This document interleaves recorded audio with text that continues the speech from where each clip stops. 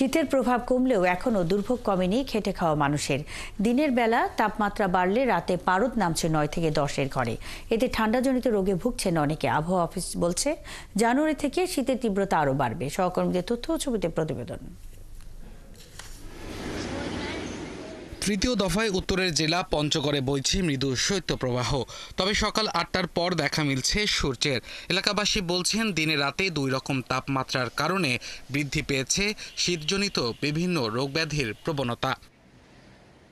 কুড়িগ্রামের তাপমাত্রা ১১ থেকে ১৩ ডিগ্রি সেলসিয়াসে ওঠানামা করছে। দিনের তাপমাত্রা কিছুটা বাড়লেও রাত হতেই নেমে আসছে ঘন কুয়াশার সঙ্গে কনকনে ঠান্ডা। কষ্টে ভুগছেন জেলার ব্রহ্মপুত্র, ধরলা, তিস্তা ও দুধকুমার সহ ১৬টি নদ নদীর চরাঞ্চলের মানুষ।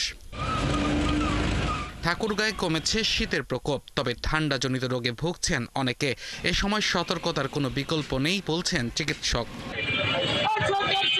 শীতের প্রভাব পড়েছে খুলনায় গরম কাপড়ের ব্যবসায়, বিশেষ করে নগরের ফুটপাতে। এগুলো ভালো, খারাপ না।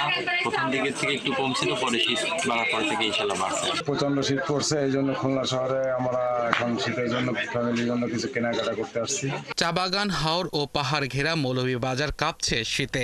বিশেষ করে চা বাগান এলাকাগুলোতে বেড়েছে শীত। গত কয়েকদিন ধরে তাপমাত্রা ১২ থেকে ১৩ ডিগ্রিতে ওঠানামা করছে।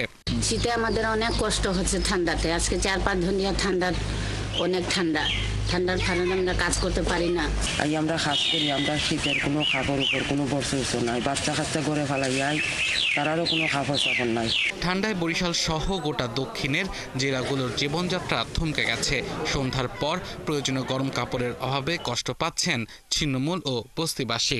আমাদের আরো যারা বিভিন্ন রাস্তাঘাটে শুয়ে আছে তাদেরকে আমরা সরকারের পক্ষ থেকে কম্বল আমরা বিতরণ করছি। মৌসুমের স্বাভাবিক লঘুচাপ বঙ্গোপসাগরে অবস্থান করায় বরিশাল, চট্টগ্রাম সহ দেশের ৩ বিভাগে রাতের তাপমাত্রা কমলেও দিনের তাপমাত্রা সামান্য বৃদ্ধি পাবে বলছে আবহাওয়া অফিস। আব্দুল আল মামুন, ৭১।